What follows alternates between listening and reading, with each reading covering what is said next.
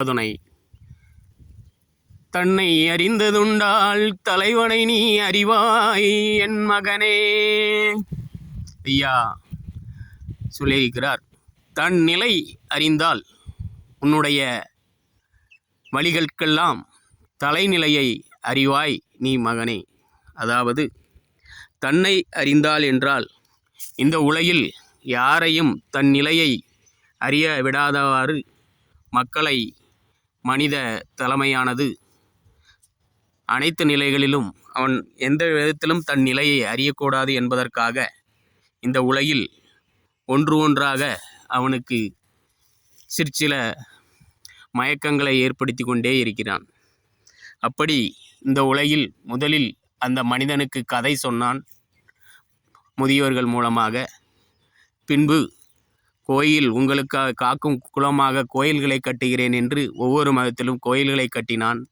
பின்பு அந்த கோயில்களின் வாயிலாக கரகாட்டம், வில்லுப்பாட்டு, நடனம் அப்படி என்று ஒவ்வொன்றாக ஒவ்வொரு நிலைக்கும் ஒவ்வொரு கலை நிகழ்ச்சிகளை கொண்டு வந்து அவன் நிலையை அறிய விடாமல் செய்தான்.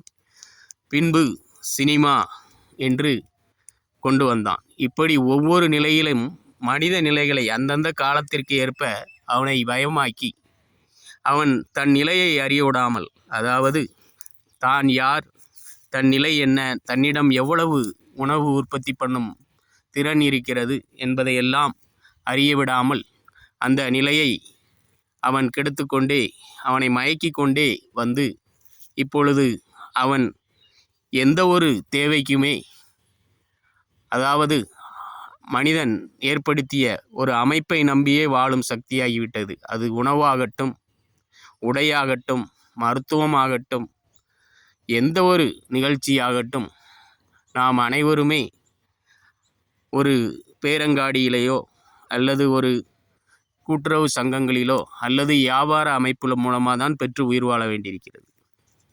முன்பெல்லாம் தற்சார்பு நிலை என்றால் அனைத்தையும் தானே தயாரித்து கோடை காலத்திற்கு தேவை, மழை காலத்திற்கு தேவை, இப்படி ஒவ்வொரு காலநிலைகளுக்கும் ஏற்ப தன் தேவைகளை அவன் அறிந்து சேமித்து கொண்டிருந்தே இருந்தான்.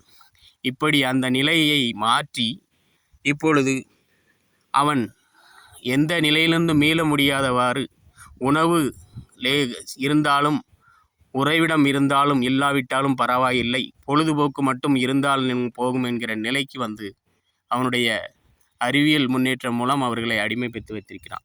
அதனால் தான் ஐயா சொல்லியிருக்கிறார், தன் நிலை அறிந்தால் தலைவனை நீ அறிவாய் என் மகனே. அதை அறியத விடாதவாறு இயற்கை மூலம் அந்த ஒவ்வொரு சங்கமும் அவனை ஏற்படுத்தி கொண்டிருக்கிறது.